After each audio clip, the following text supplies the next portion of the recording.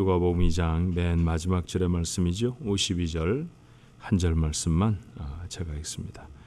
예수는 지혜와 키가 자라가며 하나님과 사람에게 더욱 사랑스러워 가시더라. 아멘. 아멘. 자, 옆에 분들하고 같이 한번 인사하십시다. 은혜가 있으시기 바랍니다. 우리 같이 한번 인사할까요? 은혜 있으시기 바랍니다. 예.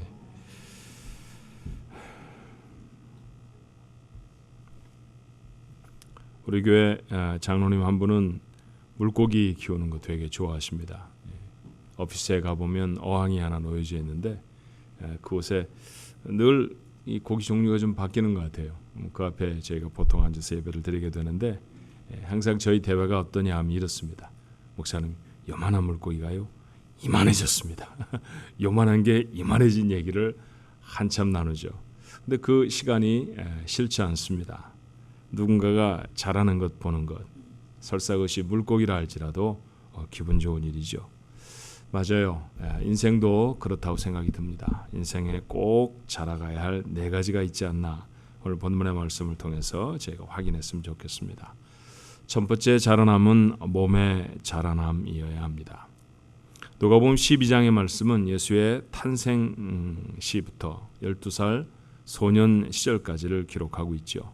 그 12년 동안 예수님은 키가 자라셨습니다. 육체적으로 자라셨다라는 것이죠. 그것도 건강하게 자라신 것 같습니다. 우리는 이런 기록도 누가복음 2장에서 만날 수 있어요. 누가복음 2장 40절의 말씀에 아기가 자라며 강하여지고 지혜가 충만하며 하나님의 은혜가 그의 위에 있더라. 자라며 강하여졌다라는 말, 그것은 강하고 건강하게 잘 자랐다라는 말씀입니다. 세상에 태어난 모든 사람은 하나님의 섭리 가운데 육체를 입고 태어납니다. 몸이라는 것은 이 세상을 살아가는 사람들, 그 인간이 하나님으로부터 받은 첫 번째 선물이에요. 그 이후에 여러 가지 많은 선물도 우리가 받습니다만 세상에 태어난 우리가 받을 수 있는 첫 번째 선물, 그건 바로 우리가 갖고 있는 몸이죠. 그러므로 성장기에 있는 사람은 두말할 것도 없이 신체의 각 부분이 잘 자라야 합니다. 아이를 잘 키운다, 부모에게 그런 말들을 붙여준다고 하면 그건 다른 것이 아니라 아이를 건강하게 잘 키워낸다, 몸이 튼튼하도록 한다, 그런 의미를 가지고 있다는 것 우리가 모르지 않지 않습니까? 이미 외적으로 우리가 자라남을 다 멈춘 어른들이 이 자리에 대부분 앉아 계시죠. 키가 더 자랐으면 좋겠는데 안 자라죠. 그렇죠? 성장이 멈춰버린 사람이 있을 수 있습니다. 그러나 그럴지라도 그 몸을 건강하고 아름답게 유지하는 것, 그것은 좋은 선물을 받은 사람들의 당연한 태도입니다. 하나님이 우리 몸을 어떻게 생각하시는지를 바울의 글을 통해 우리는 알 수 있어요. 고린도전서 6장 19절의 말씀이죠. 너희 몸은 너희가 하나님께로부터 받은 바 너희 가운데 계신 성령의 전인 줄 알지 못하느냐. 너희는 너희 자신의 것이 아니라. 여러분, 이 세상에는 건축물이 참 많습니다. 건물이 굉장히 많죠. 그런데 세상에 존재하는 어떤 건물보다도 소중한 건물이 있다고 하면 나는 것이 성전이라고 믿습니다. 왜냐하면 그 안에 하나님이 사시기 때문입니다. 하나님이 계시는 집을 성전이라고 말하지 않아요? 그런데 하나님은 우리 몸을 성령 하나님이 거하시는 거룩한 집이라고 부르세요. 여러분, 우리가 만약 좋은 집을 가졌다고 하면 어떻게 하는 것이 옳습니까? 생애에 좋은 집을 한 번씩 사보신 경험도 있으실 것이고요. 좋은 집에 혹시 이사를 가보신 경험도 있을 것입니다. 좋은 집을 가졌다고 하면 어떻게 할까요? 두 가지 태도가 있어야 하지 않습니까? 첫 번째는 아름답게 보존을 해야 합니다. 색을 칠해야 하고 상하지 않도록 끊임없이 보수를 하고 더 편리하고 더 아름답도록 꾸미고 가꿀 것입니다. 몸도 그래야 합니다. 최상의 건강을 갖도록 노력하고 또 아름다운 형상을 갖도록 애를 쓰는 것, 그것은 몸이 하나님이 주신 선물이고 그 몸을 성전이라고 하나님이 부르셨다는 사실을 아는 사람들이 행하는 일이죠. 남가주 지역에는 세들백 교회라는 미국에 영향력 있는 교회가 하나 있습니다. 그 교회 담임 목사는 릭 워렌이라고 하시는 분인데 몇 년 전부터 그 교회 아주 특별한 프로그램 하나를 진행해요. 데니얼 플랜이라고 하는. 그래서 다니엘처럼 열심히 기도하는가 보다. 그래서 웹사이트를 들어가 보니까 그게 아니라 다니엘과 같이 음식을 조절해서 먹어서 다이어트를 하겠다고 하는 다이어트 프로그램이었습니다. 아니 그 대형 교회가 역점을 기울여서 하고 있는 사역 중에 하나가 다이어트 플랜이더라고요. 여러분 집에 가셔서 흥미가 있으신 분들은 세들백 교회 다니엘 플랜 이렇게 치면 어떻게 해야 되는지 쫙 뜹니다. 그런데 내용이 뭐냐 하면요.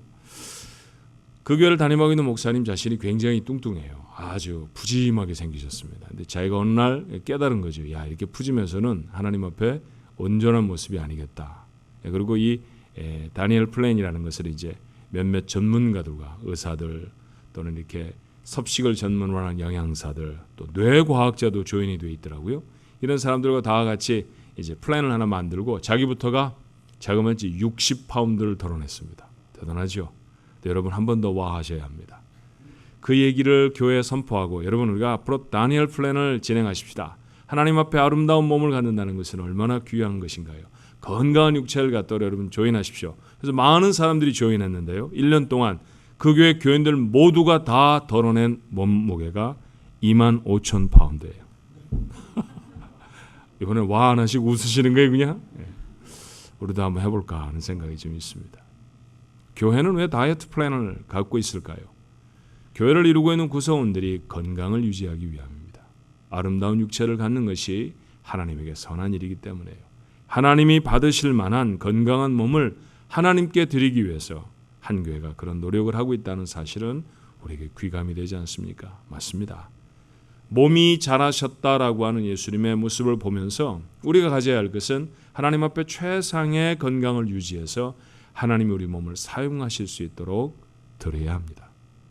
또 하나, 우리가 좋은 집을 가졌다고 하면 우리가 해야 하는 일은요, 바르게 사용이 되도록 하는 것일 겁니다. 그렇죠? 부엌은 음식을 만들고 보존이 되는데 또 함께 나누는데 사용이 되어져야 하죠. 거실은 사람들이 편안하게 앉아서 교제하는 데 쓰여지도록 그렇게 준비되어야 합니다. 만약 그것이 그 건물이 성전이라고 하면 예배하고 기도하는 곳으로 사용이 되어져야 해요. 몸도 다르지 않지 않겠습니까? 그래서 바울은 같은 성경에서 이렇게 권합니다. 고린도전서 6장 18절에 음행을 피하라. 사람이 범하는 죄마다 몸 밖에 있거니와 음행하는 자는 자기 몸에 죄를 범하느니라. 몸은 음란한 행동을 하도록 지어진 것이 아닙니다.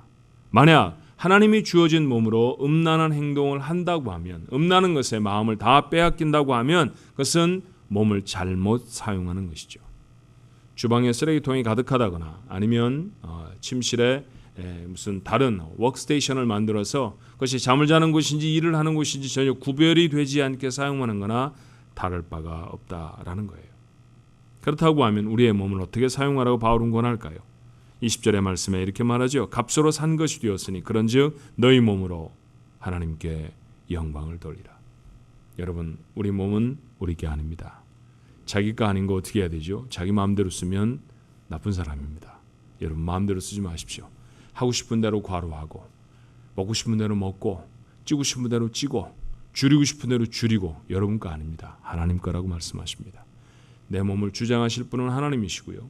내 몸을 통해 하나님께 영광이 돌려지도록 그런 중심으로 우리의 몸을 관리한다고 하면 우리 몸의 건강을 축복으로 주실 줄로 믿습니다. 두 번째 자라남은 지혜의 자라남이에요. 예수님은 몸만 훌쩍 크신 것이 아니었습니다. 그렇죠? 지혜에서도 자라나셨습니다. 여러분 근데 한 가지를 좀 확실히 했으면 좋겠어요. 지혜라는 말과 비슷하게 사용되는 말이 있는데 하나는 지식이라는 말이죠. 지식과 지혜는 어떻게 다를까요? 더 전문적인 분들은 더 전문적으로 정의를 하시겠습니다만 제가 곰곰 묵상하면서 생각해 보니까 이렇더라고요. 지식이라는 것은 정보의 축적입니다. 우리 내 바깥에 있는 여러 가지 상황들, 사건들 이런 것들을 제 안에 이렇게 정보로 담고 있는 것, 그것을 지식이라고 말하죠. 그런데 지혜라고 하는 것은 그 축적되어진 정보를 바르게 사용하는 능력입니다. 지혜가 없는 지식은 그래서 방향을 잃어버리죠. 그렇지만 지혜가 자라기 위해서는 지식이 꼭 필요합니다. 지식이라는 것은 지혜가 자랄 수 있는 좋은 토양이 됩니다. 그 지식이 바탕이 되지 않으면 지혜를 이룰 수가 없어요. 그러므로 우리는 지식을 얻기 위해서 노력해야 합니다. 주님의 자라나심은 우리에게 그걸 상징적으로 보여주시죠. 일평생 살아가면서 많은 지식을 얻도록 노력하는 것 필요합니다. 끊임없이 독서를 하고 무엇인가를 배우는 것, 나는 그것이 바로 크리스천의 당연한 모습이라고 생각해요. 나이에 상관없이 말입니다. 그리고 이렇게 얻은 지식이 지혜를 얻기 위해서 꼭 필요한 게 있습니다. 다른 것이 아니라 하나님의 은혜이죠. 어쩌면 지식이라는 것은 내가 노력해서 책을 보고 무슨 인터넷을 뒤지고 하면서 그래서 내 안에 담을 수 있을지 모릅니다만 그것이 지혜가 되어지는 것은 하나님이 돕지 않으시면 도무지 불가능하다라고 생각이 들어요. 성경은 주님의 자라나심을 이렇게 말하죠. 다시 한번 조금 전에 읽었던 40절의 말씀을 읽으면 이렇습니다. 아기가 자라며 강하여지고 지혜가 충만하여 하나님의 은혜가 그 위에 있더라. 하나님의 은혜가 그 위에 있었을 때 그 아기에게 지혜가 되어질 수 있었다라는 얘기입니다. 은혜, 하나님의 도우심이 없이는 충만한 지혜의 자라남을 경험할 수가 없다라는 거예요. 이스라엘의 역사상 가장 지혜로웠던 왕, 그러면 두말도 하지 않고 우리는 솔로몬을 꼽습니다. 그가 왕이 되고 1000번제를 드립니다. 대단한 헌신이죠. 그게 1000번에 걸쳐서 드려진 제사였든지 아니면 단번에 드리더라도 1000마리의 제물을 드렸든지 양쪽이 어떤 것이 됐든지 하나님 앞에 대단한 헌신에는 분명합니다. 하나님께 구할 것이 있어서 이렇게 대단한 헌신을 했었던 것이죠. 그래서 하나님은 그에게 나타나셔서 물으십니다. 뭐 해주기를 원하느냐? 그때 했던 솔로몬의 대답이 이랬죠. 역대하 1장 10절에 주는 이제 내게 지혜와 지식을 주사 이 백성 앞에서 출입하게 하옵소서. 이렇게 많은 주의 백성을 누가 능히 재판하리이까? 그에게 맡겨준 나라를 감당하기 위해서 그에게 지혜가 필요하다는 사실을 솔로몬은 모르지 않았습니다. 그리고 그 지혜는 하나님께로부터 온다는 사실을 알았죠. 하나님께로부터 오는 것이 아니라고 하면 책을 뒤졌을 것입니다. 지혜가 되기 위해서 하나님의 은혜가 꼭 필요하다는 사실을 알았기 때문에 그는 하나님 앞에 간절히 구했고 하나님은 그에게 지혜를 주셨습니다. 학교를 아이들에게 열심히 다니라고 말하면 학교를 다니면서 아이들이 배우는 것은 지식입니다. 그런데 그 지식이 그 아이의 인생에 정말 귀중한 도구가 되기 위해서 지혜가 필요하다는 사실을 부모님들은 놓치지 말아야 합니다. 그러므로 그들에게 하나님의 은혜, 하나님의 도우심이 있기를 위해 간절히 기도해야 합니다. 여러분 자신도 마찬가지입니다. 신문을 아무리 뒤져도 그것이 정말로 내 살아가는 삶의 힘이 되어지려고 하면 하나님의 은혜가 필요합니다. 성경을 열심히 읽고 성경 공부를 열심히 해도 내가 그렇게 담아놓은 성경의 진리들이 내 삶에 영향을 미치고 그리고 그것으로 하나님의 영광을 드러낼 수 있으려고 하면 하나님의 도우심이 필요합니다. 사실 솔로몬과 같은 사람은 방대한 지식을 가졌던 사람이죠. 전도서를 살펴보면 그런 철학과 인문학, 동물학과 식물학에 조예가 있었던 사람이었습니다. 하지만 그 모든 지식을 하나님의 은혜로 기름 붓지 않으면 헛되고 헛된 것에 불과하다고 그는 수차례에 걸쳐서 전도서를 통해 우리에게 말하지 않았습니까? 그 지식에 자신이 가지고 있는 지식에 하나님의 은혜가 임하고 그리고 지혜로 자라날 때 그는 역사에 남는 위대한 왕이 될 수 있었습니다. 사랑하는 조항가족 여러분, 지혜에 있어서 자라남을 경험하게 되시기를 주님의 이름으로 축원합니다. 세 번째 자라남은 인간관계의 자라남입니다. 언젠가 웃음의 소리처럼 그런 질문을 한 적이 있어요. 사람과 사람 사이에는 뭐가 있을까요? 우스운 대답 먼저 해볼까요? 사람과 사람 사이에 뭐가 있습니까? 예, 과가 있습니다. 그렇죠? 예, 그래서 한번 와 웃었는데 이제 너무 오래된 일이라 썰렁해서 안 웃으시네요, 여러분. 여러분의 마음이 빡빡해지신 겁니까? 얘기가 재미없는 겁니까? 그러니까 사람과 사람 사이에 과가 있다는 것은 재미난 대답이고요. 실제는 무엇이었습니까? 관계가 있죠. 그래서 사람을 사회적 존재, social being이라고 부릅니다. 짐과 델라라고 하는 사람은 부부였는데요. 젊은 부부였습니다. 남편은 22살밖에 먹지 않았고 가난한 부부였어요. 한 달에 한 주에 $8씩 내는 가구가 딸린 아파트에 살고 있는데 짐이 벌어오는 한 주의 수입은 20불입니다. 20불에 $8를 렌트비로 내고 나머지 가지고 살아야 하죠. 정말 가난했어요. 허덕허덕거리고 삽니다. 크리스마스 이브가 돼서 달러가 파켓을 뒤져보니까 $1 85센트밖에 없습니다. 이걸로 아무것도 살 수가 없어요. 사랑하는 짐에게 뭔가를 사주고 싶은데 사줄 수가 없습니다. 문득 거울 앞에 서서 자기의 처량한 모습을 보다가 힌트를 얻죠. 아, 나한테 멋진 머리카락이 있구나. 예, 델라의 머리카락은 정말 멋있었습니다.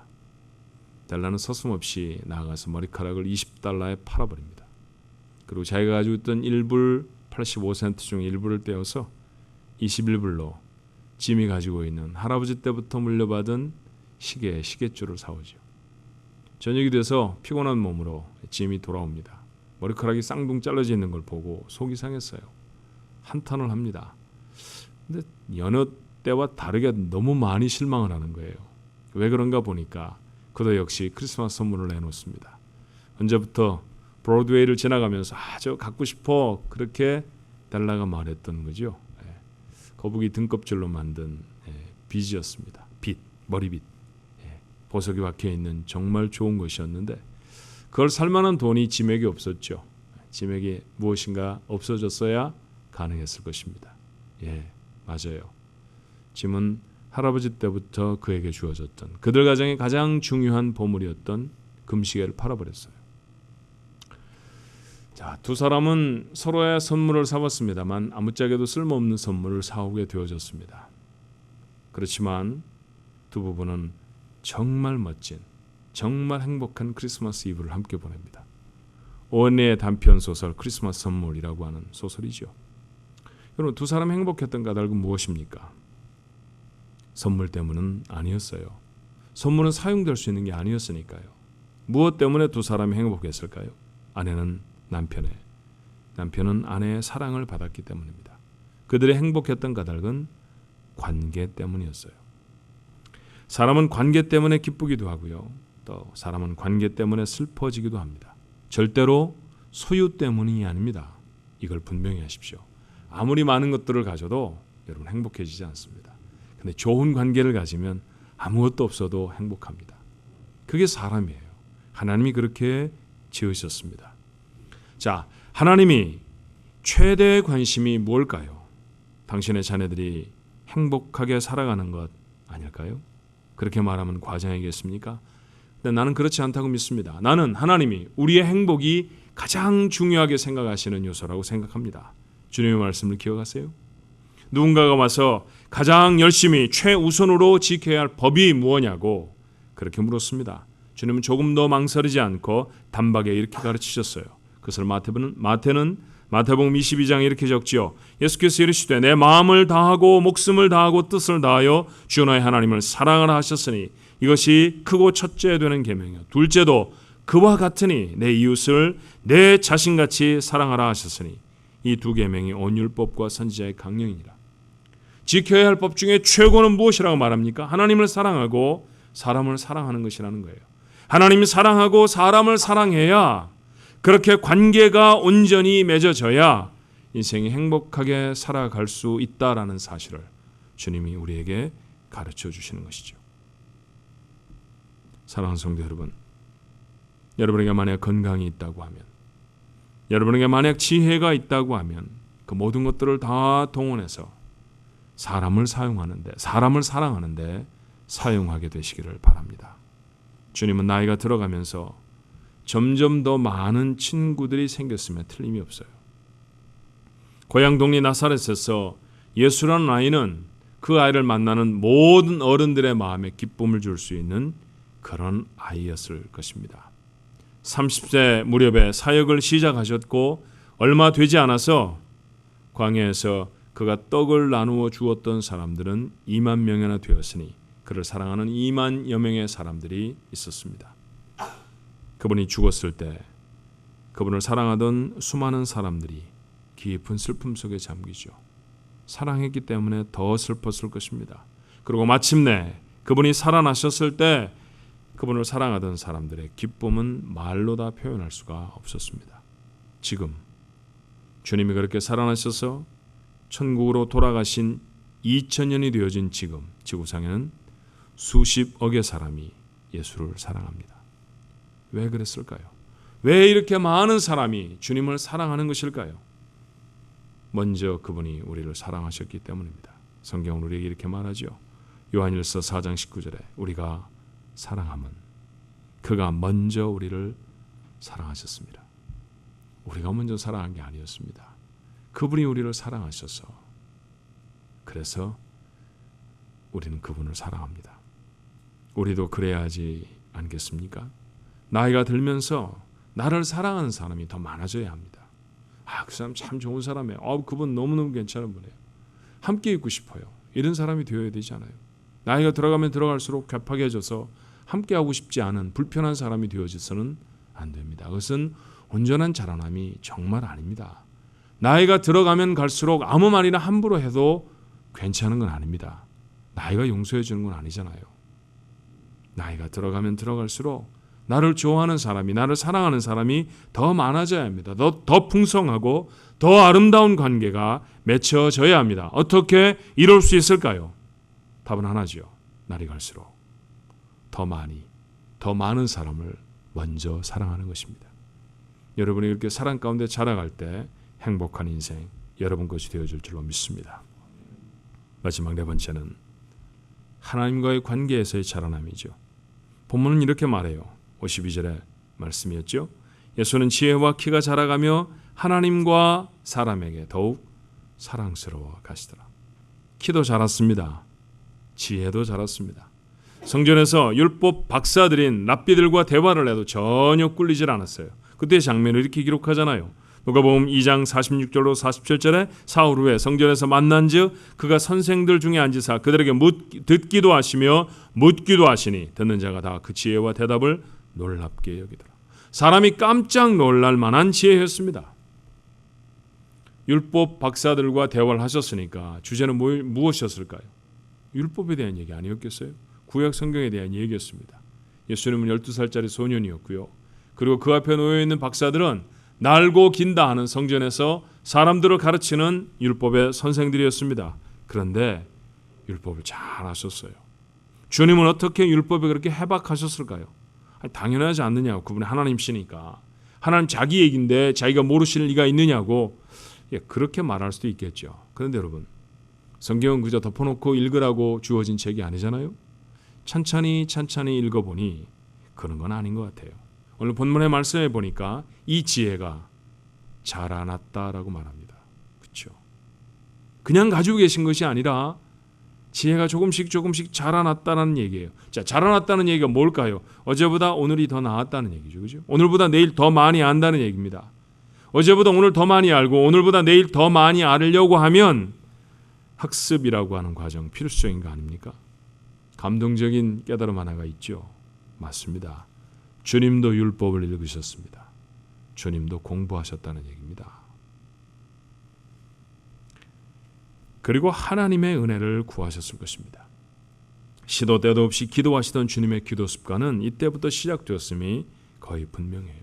그렇게 지혜가 점점 자라나셨습니다. 우리에게 지혜의 자라남이라는 것이 노력과 기도의 결과라고 하는 사실을 가르쳐 주시고 있는 것 아니겠습니까? 기도하지도 않고 공부하지도 않으면 절대로 지혜는 여러분 것 못됩니다. 주님은 그런 지혜를 가지고 계셨습니다. 자, 구체적인 사례를 발견할 수는 없어도 누가는 한마디로 그의 삶을 이렇게 정리해요. 사람들이 주님을 참 좋아했습니다. 사랑하시고 사랑을 받으시는 사람과의 관계도 풍성해졌다는 얘기입니다. 그런데 이 세 가지의 자라남은 결국 마지막 자라남을 위한 것이죠. 무엇입니까? 하나님과의 관계가 자라나는 것입니다. 오늘 본문 누가복음 2장 52절의 말씀 바로 직전에 기록된 사건을 여러분 기억하시나요? 제가 지난주에 드렸던 말씀이죠. 12살 소년이 성전에 계셨다는 것이었죠. 주님은 왜 그 어린 나이에 그곳에 계셨을까요? 하나님과의 관계 때문 아닙니까? 하나님을 사랑하고 하나님을 예배하고 하나님을 느끼고 하나님께 말하기 위해 그분은 하나님의 집 성전에 계셨습니다. 아름다운 몸에 하나님을 담고 있지 않으면 그건 그냥 살입니다. 프랑스의 유명한 작가 에밀 졸라라고 하는 사람은 나나라고 하는 소설 속에서 아주 고급 매춘부였던, 그렇지만 생애의 마지막에 천연두에 걸려서 죽어가던 아름다운 매춘부 나나의 최후를 이렇게 묘사해요. 비너스는 썩고 있었습니다. 어렸을 적에 그 책을 읽으면서 그 한 단어가, 한 문장이 얼마나 충격적이었는지 몰라요. 비너스, 가장 아름답다고 하는 여자의 이름 아닙니까? 비너스는 썩고 있었습니다. 이 말씀을 준비하면서 불현듯 그 옛날에 읽었던 그 귀절이 생각이 났어요. 하나님을 닮고 있지 않은 어떤 육체도 썩어가는 것이라고 말하면 제가 너무 심하게 말하는 걸까요?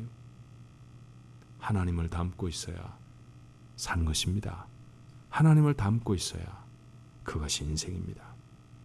아무리 대단한 지식을 가져도 그것이 하나님을 경유하는 것과 아무 관계가 없다고 하면 고물상의 책더미와 다름이 없죠.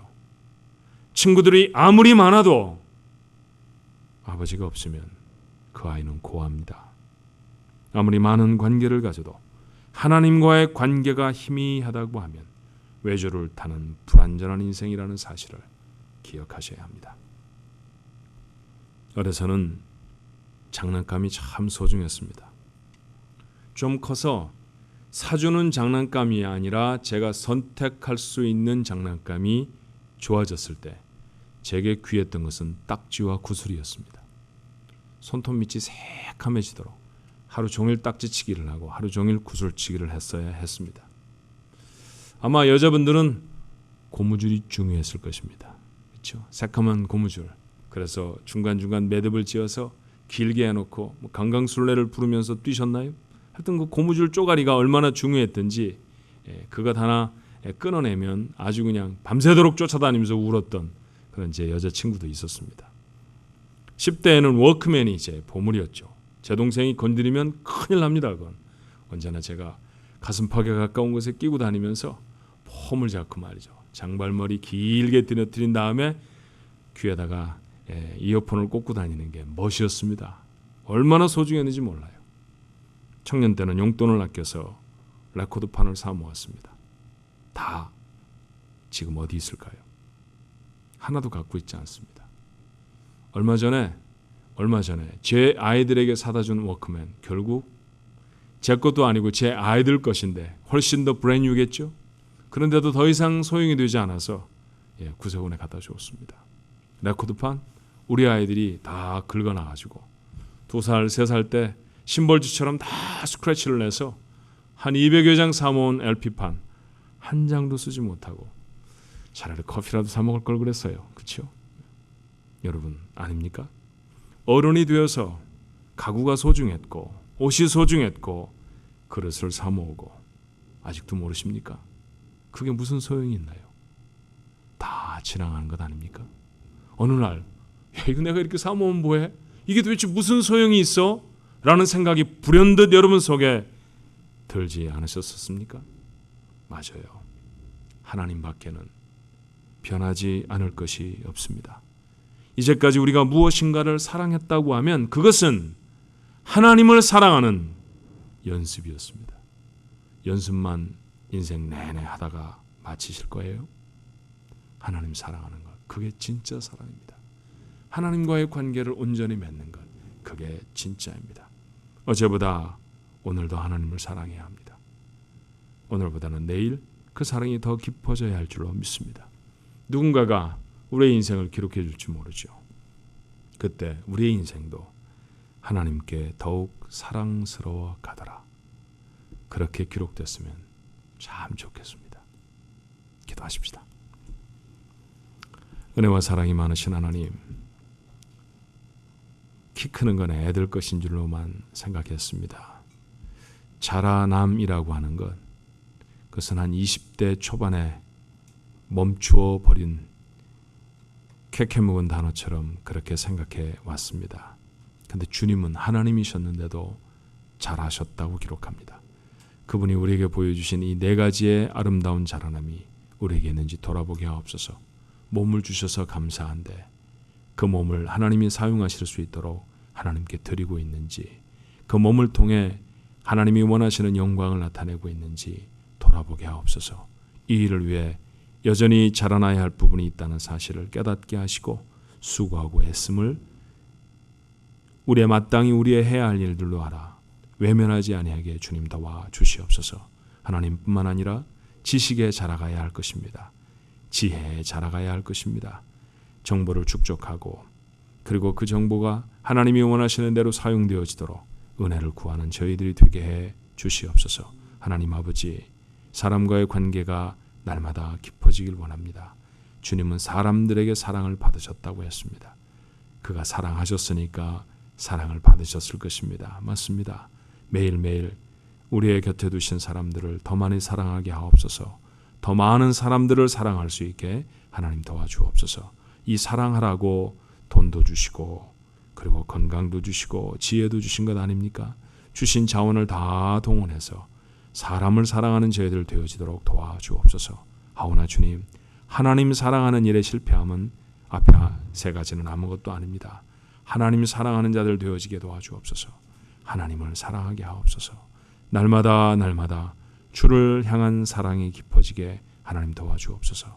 살아있음에 의미가 있게 하시고 지혜를 갖고 살아가며 그 지혜가 목표와 방향을 갖고 나아가는 것 되게 해 주옵시며 아름다운 모든 관계들이 주님과의 관계로 수렴될 수 있는 복된 인생 되어지게 하여 주옵소서.